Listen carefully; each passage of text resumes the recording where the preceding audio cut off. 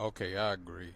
But what's the solution to this pollution? Talking about the disconnection between the elders and the youth. Before we talk about this reconnection, welcome to my channel where I peacefully disturb your illusion and where the truth only hurts when you live a lie, where communication is the most component part of any relationship.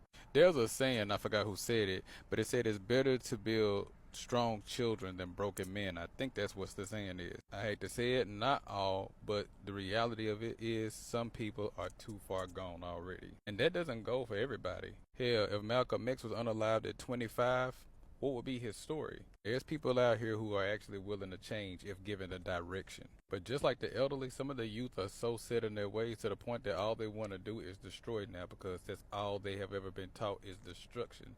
They don't know how to receive the genuine love. They've never been taught genuine love, so how would they know how to handle it once it's presented to them? But there's children still out here. We're in the school system where the teacher's saying, hey, I got mine, get yours. Actually listen to what the children are saying. Even if it seems to be a little irrational, listen to what they're saying. The first thing of building any relationship is communication. Don't give them pushback. You don't have to agree with what they're saying, but actually listen to what they're saying. I don't care what nobody tell you, listening is the first step to loving anybody. Create a space where the youth can be vulnerable, because if they can be vulnerable, that's where healing takes place. Think about all the things you do as far as healing where it requires your vulnerability. Sleep, you're at your most vulnerable. Eating, you're at your most vulnerable. In the comfort of your own home. Whether you know it or not, it starts with the elders. It don't start with the youth. Because you've been out here, you've paved the way. And I don't care how right you are, if you don't deliver the message right, they're not going to receive it right. So they won't feel the love behind what you're trying to teach them. Make our youth matter. They are our future. They're going to be the ones that's pushing us around in the wheelchairs and in the hospital beds. Our future dentists, lawyers, and our future lawbreakers, depending on what we put into them.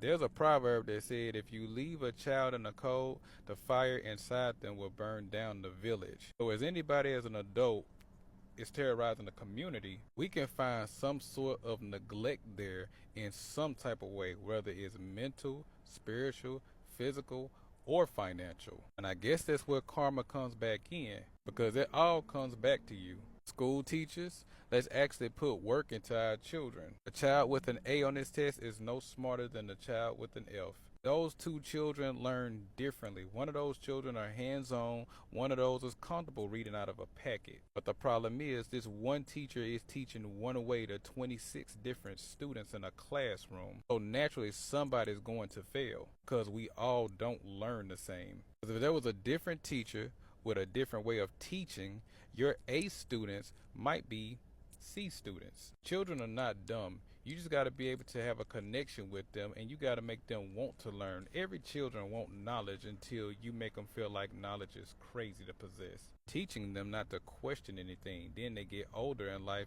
not questioning anything. With everything that elders have put into the youth must grow up and put that respect back into the elders. Because the youth is like a garden. What you put in that garden is what's going to grow out of it. But then you harvest all the things. You get the appreciation, you get the love, because you paved the way and you armed me with the knowledge, the mental, the spiritual to walk through and navigate through this life. But it won't happen until we put aside our arrogance for those who need it.